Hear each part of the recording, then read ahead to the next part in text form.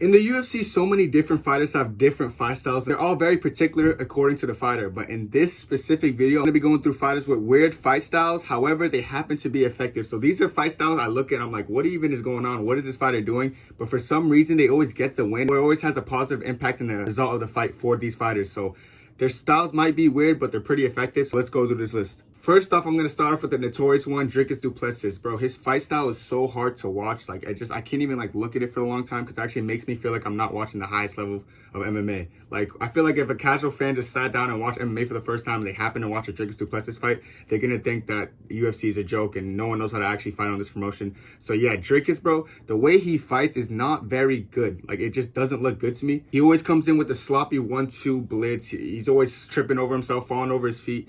He just has no sense of rhythm or no sense of like traditional kickboxing. So he does everything very sloppy and he's very aggressive in his attacks.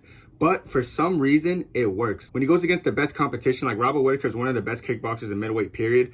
He was able to find his chin. I don't think he's more skilled than Whitaker. It could have just been puncher's chance situation where he rocked Whitaker and then he capitalized on it very well. Because when he has you hurt, Dricus does a very good job of like chasing the finish and getting the finish. So he has some questionable fights with like Derek Brunson and questionable fights with Aaron Till. All these fighters, he's kind of getting pieced up in some of those fights. But every time, the fight style specifically, it's just kind of hard to predict where he's going to throw a punch or like shoot a takedown because he's very sporadic in his attacks. It's unaesthetically pleasing for sure, but for some reason it works. Like, I don't know what it is about it. It works. It's probably the timing. It's like almost like a timing issue for his opponents. Like the way he throws his strike is always like the timing's off or like it's not traditional. Even the way he had that little headlock takedown on Whitaker, I was like, what the heck? This, like, everything he does is so offbeat and just weird, but it works. So like one thing I'll give him credit for is he knows how to win. I think he wins mostly because of determination and his confidence to go in there and just make it a slugfest. But yeah, whether you like it or not, he might have a very weird style, but it's effective. I gotta give Dricus du Plessis credit. Secondly, bro, I want to talk about Shawn Woodson. People who know the way Shawn Woodson fights and the way he flails his arms and he does these weird like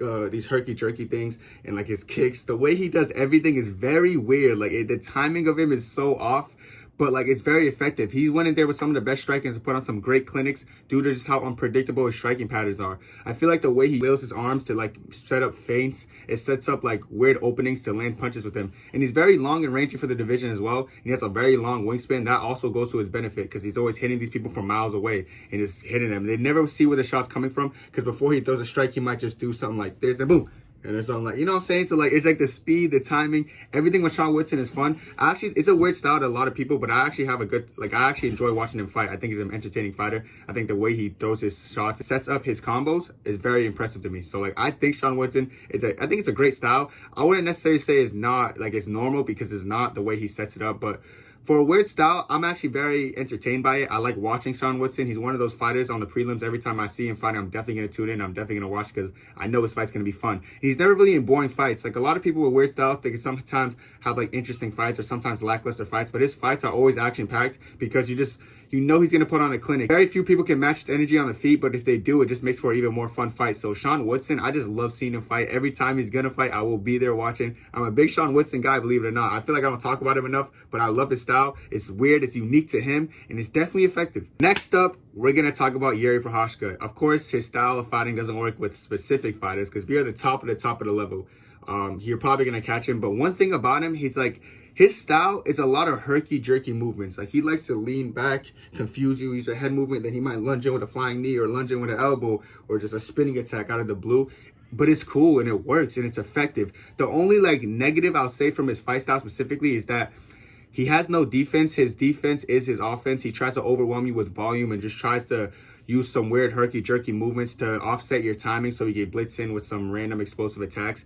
But like against the highest level, as we see with Pereira, like it leads to his front leg getting chewed up. It leads to him being susceptible to counters and stuff. But like against people like Rakic, he was getting hit a lot. But eventually that pace and that pressure from his weird style, it broke down Rakic. And then he ended up catching Rakic with a huge shot. Same with Dominic Reyes. Dominic Reyes was doing pretty good against Jiri, but it was the pace and the pressure and the timing of how he herky-jerkies his way in there and just hits these crazy combos. So like the thing about Jiri, I feel like the hardest thing about fighting Jiri is to match that pace and try to find his timing Only the very few amount of fighters can find his timing. Maybe Oliveira and Ankalaev are the only people who could probably find his timing on the feet.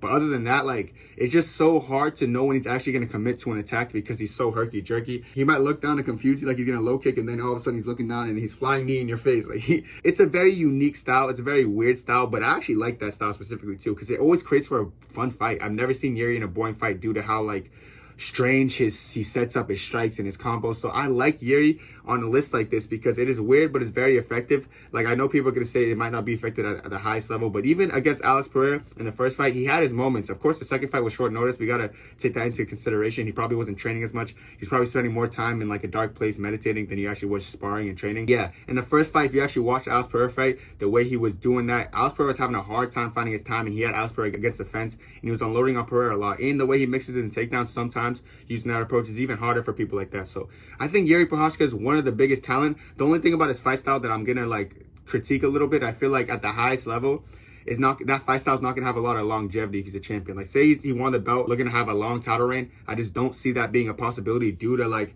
how compromised he puts himself using this style because he gets hit a lot. Like, no one wants to get hit a lot. Like, the longest reigning champions in UFC history, think about it, Izzy, Silva, Usman, GSP. They don't, like, take a lot of damage. Someone like Jiri with that fight style would take a lot of damage. So I feel bad for someone like that because he's not going to have a long title run if he ever gets back to the belt. But as far as effective, that style is one of the most effective in the UFC. And he goes in there and he puts on a clinic every time. And it's a fun fight, win or lose, every time Jiri steps in there. Next up, bro, we got no other than iCarly posing Sean Strickland. The little...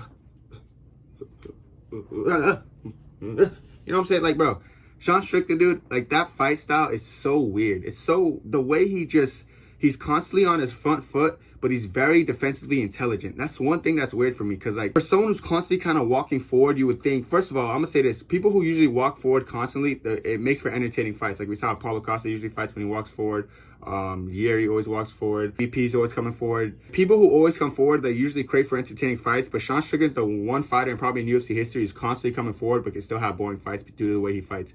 Like, he comes forward a lot, but he's not really blitzing in. A lot of fighters blitzing when they come forward. He's kind of just always in a, you know, trying to parry your jab, and the way he throws his knee up when you throw leg kicks, and he's always trying to do something, but he's very defensively intelligent because he doesn't ever blitz in. A lot of fighters like to blitz in with the forward pressure. Sean Strickland's never blitzing. He never does a single blitz in an entire fight. He's just walking forward in a Philly shell, being very defensively responsible. And then when you throw a strike at him, the way he counters, he doesn't intelligently, like, he looks like he's about to parry, but he really doesn't just parry and jab. He, like, flails his arms up. It's weird. It's like it's such a weird style to fight against, especially if you're a counter puncher, because if you're constantly on the back foot and he's doing this and you're looking for openings, once you're on the back foot trying to throw something off the back foot, he's going to see it coming from a mile away because you're backing up and you're throwing these strikes. The only people who've ever beat Sean Strickland have been on the front foot crazy. Like, DDP was just coming forward like a crazy man. That fight style, Sean Strickland really has no counter punching ability. Like, the way he's set up, he's not really going to counter punch you in. He's just going to try to flail and block and then keep walking forward. So he doesn't know how to counterpunch. That's why a lot of people on the front foot beat Sean Strickland when they counterpunch, because it's such a weird style. But like what Sean Strickland tries to get you to do is walk backwards with him so he can just try to overwhelm you with jabs and volume. But if you ever step forward to him and try to catch him with some combos, that's when he's gonna get caught. But his style is very weird because his style can really destroy certain types of fighters, and then he can get mauled by fighters who are kind of mid. It's one of those things. Like, he could have an entertaining fight with Jack Hermanson, or he could get beat by Jared Cannonier, but then he could turn around and beat Israel Adesanya because that style is just so weird to deal with. So yeah, Sean Strickland's style in general, I just think it's interesting, it's unique, it's weird, some people might say, but it's effective because he got to the highest level. He won a belt out that. He might have not defended the belt, but he got to the highest level with that style that's very unique to himself, and I've never really seen anyone else utilize a style like that to the best extent. So I got to give Sean Strickland his credit. The way he sets up these punches, the way he just jabs. One thing I'll probably critique about this is that he really sets up no power punches off this style. His style consists of just maybe jab, jab, jab. Let me jab to set up this jab. So, like, he doesn't have significant strikes. That's why when Sean Strickland gets in close fights with, like, Cannonier and, like, close fights with DDP, he's never going to win because they're going to look, at this point, they're going to look at damage and significant strikes. And at that point, it's like, how much are we going to count this jab for? Like, are we going to really, like, glaze this jab like it's some kind of crazy overhand compared to when DDP was landing these crazy, sloppy overhands? Like, I feel like the judges are going to look at that and say, okay, that looked like it's more of a significant strike than someone just constantly walking forward and jabbing and jabbing and jabbing. And, like, he does another thing where he kind of throws a teep kick in the middle of it, which is kind of funny. Like, he doesn't throw with any power. He kind of just throws it to, like, keep himself busy while he's on the front foot. So, yeah, the style of fighting is not my favorite. I said forward pressure should equate to, like, usually entertaining fights. He's been in kind of some stinkers, so it's like, it's unfortunate with him. But yeah, Sean Strickland, I still think it's weird and effective because we've seen the success he had against it. So I can't take that away from Sean Strickland. Keep doing you, bro. And the last dude I'm going to talk about, people might not think this is a weird style, but it's kind of weird to me, is Charles Oliveira. And it's because Charles Oliveira is he's not intelligent defensively, especially against good strikers. Like, what Charles Oliveira tries to do, he tries to overwhelm you with forward pressure with kind of a high guard and kind of trudging back and forth. And he might throw some flying knees and he tries to overwhelm you with volume and have you thinking to go backwards. But when he's doing this, he's not very defensively sound. For someone with a high guard, he gets a lot of punches through his guard because the high guard is really a decoy just so he can try to walk you down and overwhelm you. But what works to his advantage here is when he goes against these strikers specifically. That's why I'm saying strikers, because this kind of only works with strikers when he's doing this. We've seen against Islam and Armin, it didn't really work as well. He could just walk forward because he's not really worried about the takedowns because he knows these strikers don't want to go on the ground with him. So he's kind of walking forward, and then he'll get hit and rocked, and he'll have the capability of just laying on his back, relaxing, recovering, then getting up again. Sometimes he gets hit and he's like, oh, let me just lay down, and then recovers from the ground. So like Charles will beat a lot of these strikers like day in, day out because they're scared and they fear the ground. The reason he struggles with Islam's and Armin's is because he can't do that. He doesn't have that luxury. Like when Islam dropped him, he probably thought for like a 0.5 seconds like, okay, maybe I could stay here. Oh wait, this is Islam. And then by the time he thought that, Islam was already on him.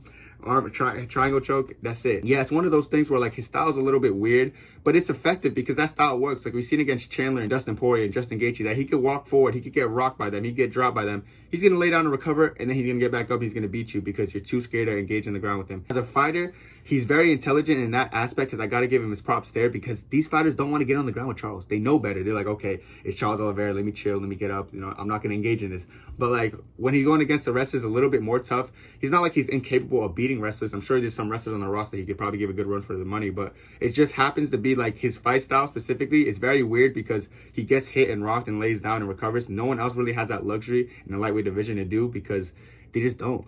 Like people respect his BJJ too much, having the most submissions in UFC history, so they don't feel obligated to even engage in jumping on the ground with him. So I'm gonna say Charles Oliveira, he made it to the title with this. That style is weird, some people might say, but it's effective because he got to the highest level using that style, and I gotta applaud him for it, honestly. But of course it came short because of Islam. But if Islam didn't exist, like who knows how long Charles would have had a reign for. I feel like a lot of lightweights consisted of like some strikers. Sure, we got Armin and Gamrot, but like we got Jalen Turner, we got Justin Gaethje, we got Dustin, we got all these new strikers and all these old strikers. So it's like Charles probably could have had a good little reign if Islam didn't exist. But hey, man, Charles' style, it's kind of weird to me at least, but is it effective? Absolutely. All right, guys, it's going to be it for me. Make sure to like, comment, subscribe, and let me know what y'all think down below. Do you think these styles are weird, or am I just overthinking it? I feel like all these styles I mentioned were kind of weird, but they were very effective. Is there any other fighter in the UFC you guys think have a weird but effective style? Let me know down below. That's it for me. God bless. 2, 3.